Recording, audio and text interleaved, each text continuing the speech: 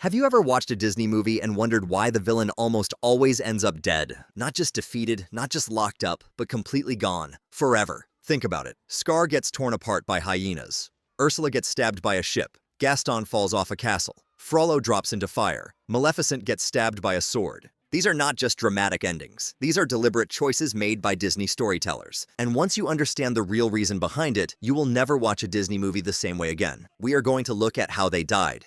And we are going to reveal the real reason Disney always had to kill them off. Let us start from the beginning. Character 1, Scar, the Lion King, 1994. Let us begin with one of the most beloved Disney villains of all time, Scar, the power-hungry uncle who murdered his own brother Mufasa and stole the throne of the Pride Lands. Scar is not just an evil lion. He is something far more dangerous. He is smart. He is calculating. He is patient. He waited for years, planning every single move. He convinced Simba that Mufasa's death was his fault. He emotionally destroyed a child and then sent him running away in shame. That is not the work of a simple villain. That is the work of a manipulator. And manipulators, in Disney's world, cannot simply be defeated and sent to prison. They cannot be reformed. They cannot be reasoned with. They have to be completely removed. When Simba finally returns and confronts Scar at Pride Rock, Scar does what he always does. He lies. Even at the very end, facing the son of the man he murdered, Scar tries to talk his way out of it. He blames the hyenas. He begs for mercy. He pretends to be weak. But Simba forces him to confess the truth. And then Scar, in a last desperate act of violence, attacks Simba. The fight ends with Scar being thrown off Pride Rock and then torn apart by the very hyenas he had used and betrayed. Here is the message Disney was sending. A manipulator who destroys an entire kingdom, kills a king, and ruins the life of an innocent child does not deserve a peaceful ending. Scar's fate teaches children something powerful. Evil that is built on lies and manipulation will eventually collapse under the weight of its own betrayals. Scar used the hyenas and threw them away. So it was the hyenas who ended him. What you do to others will always come back to you. Character 2, Ursula, the Little Mermaid, 1989. Ursula is one of the most visually terrifying Disney villains ever created. Half woman, half octopus, a booming voice and an obsession with power. She lives in a dark cave surrounded by the shrunken souls of merpeople she has tricked and destroyed. But what makes Ursula truly scary is not her appearance. It is her method. Ursula makes deals. She offers people exactly what they want, with just enough fine print hidden in the contract to guarantee they will fail. She gave Ariel legs in exchange for her voice, knowing full well that without her voice, Ariel would struggle to win Prince Eric's love in just 3 days. The deal was designed to fail. Ursula never actually wanted to help. She wanted to collect another soul. This is predatory behavior at its core. And when Ursula finally got what she wanted, when she took King Triton's trident and became the most powerful force in the ocean, she became something terrifying. She grew to monstrous size. She created storms. She dragged ships to the bottom of the sea. There was no negotiating with Ursula at that point. There was no talking her down. There was only stopping her. Prince Eric, in one of the most intense moments in Disney history, steered a wrecked ship directly into Ursula and impaled her with the broken bow. She was struck by lightning and disappeared into the sea. The death was violent and sudden. Disney did not soften it, because Ursula represented something that cannot be reasoned with once it reaches full power. She was greed given a physical form. Absolute greed that has consumed everything around it and grown unstoppable can only be stopped with an equally absolute action. And there is another layer here. Her death was not just about stopping her. It was the only way to free everyone she had already destroyed. Character 3, Gaston, Beauty and the Beast, 1991.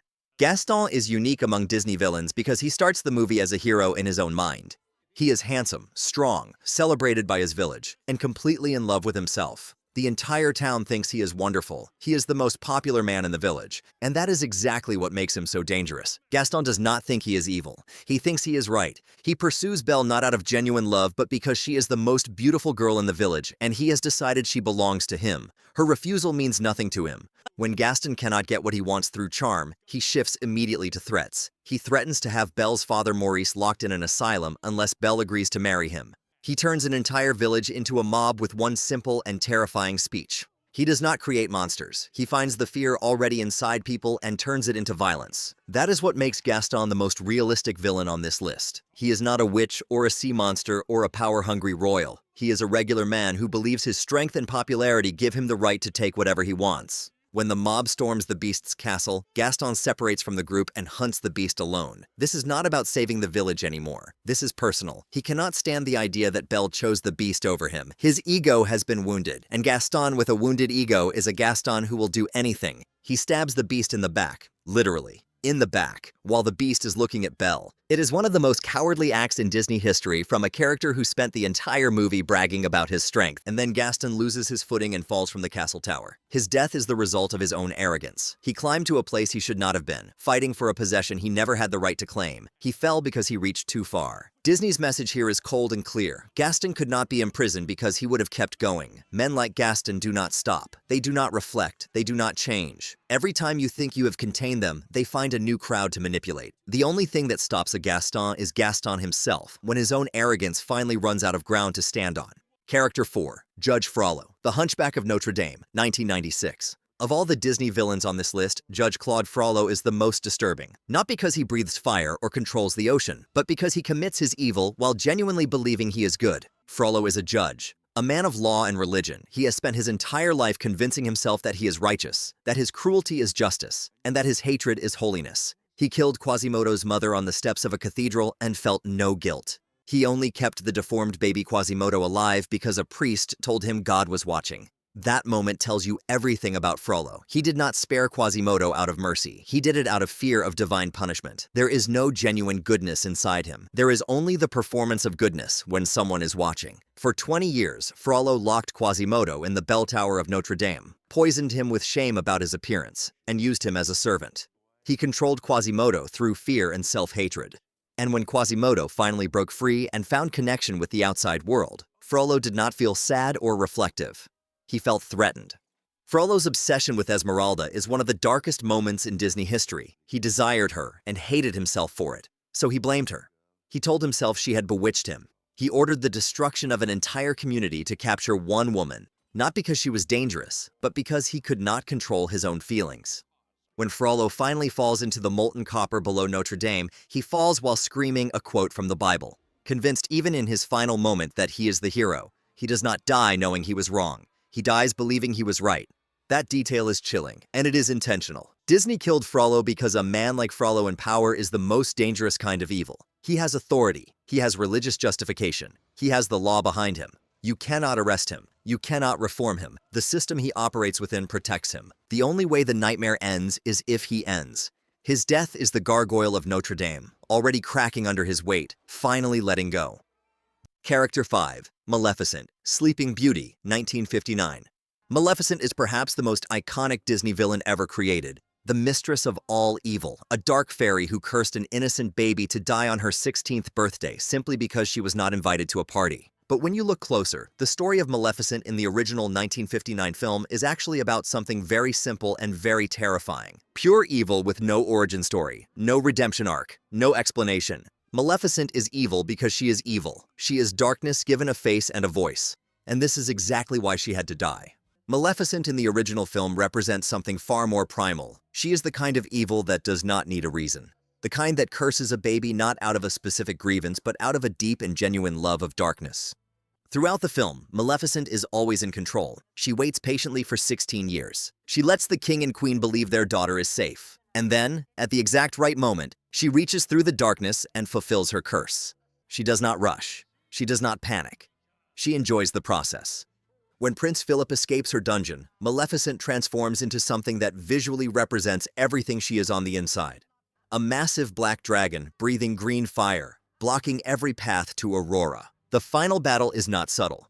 It is Prince Philip, armed with the sword of truth and the shield of virtue, fighting a dragon of pure evil. Good versus evil, dressed in the most literal way possible. When the sword strikes Maleficent and she falls into the abyss, her dark cloak remains on the cliff edge and a black crow vanishes into the shadows. Even in death, there is something haunting about her exit. She does not vanish cleanly. She leaves a shadow. Disney killed Maleficent because some stories need an absolute ending. Not every villain is broken and needs fixing. Not every darkness has a wound underneath it. Character 6. Evil Queen, Snow White and the Seven Dwarfs, 1937. The Evil Queen is where it all started. She is the very first Disney villain, the original, and in many ways she is still the most frightening because her evil comes from the most human place possible, Vanity. The evil queen is not trying to take over a kingdom. She is not trying to steal power or destroy an enemy. She simply cannot stand the idea that someone else is more beautiful than her. That is it. That is the entire reason she tries to murder a child. She asks her magic mirror every single day who the fairest in the land is, and every day the mirror tells her what she wants to hear. She is the fairest, she is the most beautiful, and she is satisfied, until the day the mirror tells her the truth. Snow White is fairer than her now. And that one moment of honest reflection from a magic mirror is enough to turn the evil queen into a killer. Think about how terrifying that actually is. She does not hate Snow White because Snow White wronged her. Snow White has done absolutely nothing to her. Snow White does not even know the queen sees her as a threat. She is just a young girl singing in a courtyard, completely unaware that her existence alone is enough to make a powerful woman want her dead. She transforms herself into a disgusting old woman, travels through a storm, brews a poisoned apple with her own hands, and personally goes to finish the job. This woman is a queen. She has servants, power, a castle, wealth, and authority, and she is spending her time making poison apples in a dungeon because she cannot handle being second.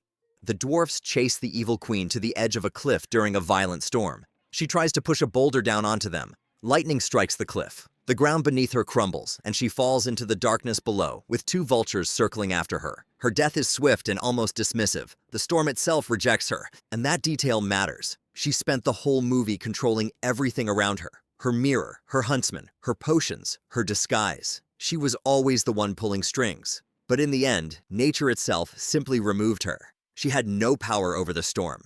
Character 7, Hades, Hercules, 1997. Hades is different from every other villain on this list. He is funny, he is sarcastic, he is oddly entertaining, and for most of the film, you almost like him. But underneath the jokes and the fast talking is something genuinely frightening. What makes Hades uniquely dangerous is his patience combined with his ego. He is not impulsive like Gaston. He is not obsessive like the evil queen. He has a plan, a long, calculated, carefully timed plan involving the alignment of the planets and the release of the Titans. He has been waiting 18 years for this exact moment. He is disciplined in a way that most Disney villains are not. But his ego is his trap. He sends Meg to find Hercules' weakness, and she falls in love with him instead. He makes a deal with Hercules, taking away his strength in exchange for Meg's safety, and even then, Hercules finds a way to break the rules of the deal. Every single failure comes back to the same root cause. Hades cannot believe that a mortal, even a half-god mortal, could be a genuine threat to him. His contempt for Hercules blinds him again and again. When his plan finally falls apart, when the Titans are defeated and Hercules dives into the river of death itself to save Meg's soul, something happens that Hades genuinely did not see coming. The river cannot kill Hercules because Hercules' willingness to die for someone else is so pure that it restores his godhood. And then Hercules punches Hades into the river of death himself. Hades does not die in the traditional sense. He is the god of death. He cannot be killed.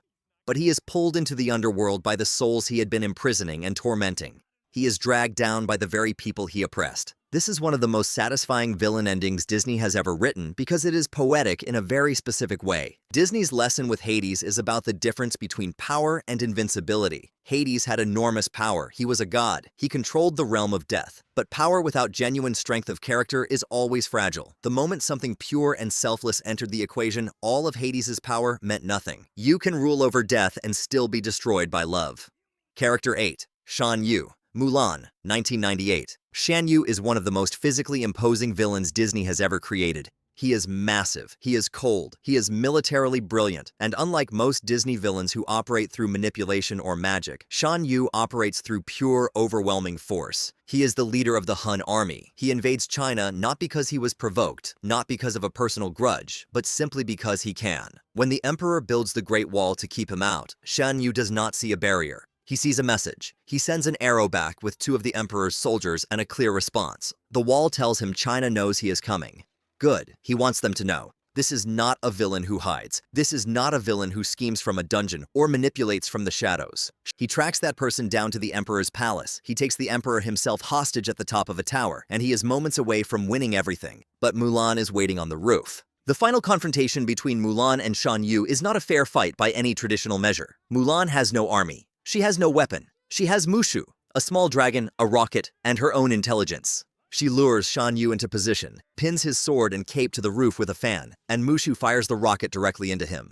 Shan Yu is launched into a tower of fireworks and consumed in the explosion. The most powerful military force in the story is ended by a woman with a fan and a tiny dragon. And that is exactly the point. Shan Yu's entire worldview was built on the idea that strength and size and force determine everything. He was not brought down by a greater force. He was brought down by someone he underestimated. And there is something deeply satisfying about the fact that the rocket which destroyed him was pointed in his direction by someone he had already decided did not matter. Shan Yu did not die because he was weak. He died because he could not imagine the world being different from what he expected it to be. The real reason. Disney always kills the villain. None of these villains had a path to redemption. Scar would never stop scheming. Ursula would never free the souls she stole. Gaston would never stop hunting. Their deaths are not about revenge. They are about the world finally being able to breathe. And notice how each villain is undone by their own flaw. The evil you carry will eventually destroy you. Disney did not kill the villains to be violent. Disney killed the villains to be honest. Some doors need to close so everything good can finally begin. That is why every Disney villain had to die.